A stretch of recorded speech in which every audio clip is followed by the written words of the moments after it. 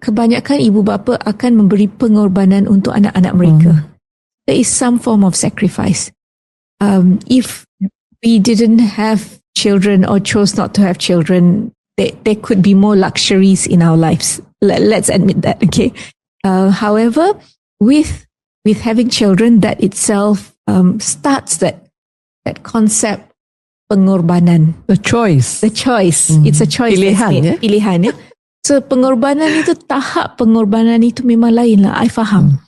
And I empathize because pengorbanan itu kadang-kadang for anak neurodivergent ni bukan setakat ibu bapa sahaja.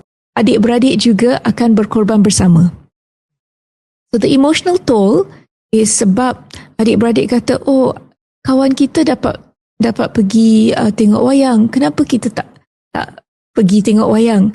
Tapi kepada ibu bapa mereka untuk membawa semua pergi tengok wayang di Pawagam, kos itu mungkin adalah kos satu session therapy.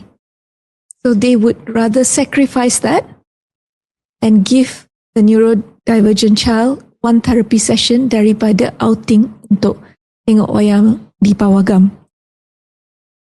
I completely empathize with that. So there is pengorbanan.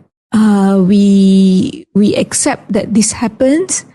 We also accept the fact that sometimes with pengorbanan yang perlu, it takes an emotional and mental toll on the parents as well as on siblings. Sebab ada siblings neurotypical, ada yang faham, ada yang tak faham, ada yang meragam. So parents yang dah stress dealing with a neurodivergent child and dealing with tantrums of a neurotypical akan mengalami tekanan yang lebih juga. So we acknowledge all that, and we want to say to parents out there that we hear you, we feel you.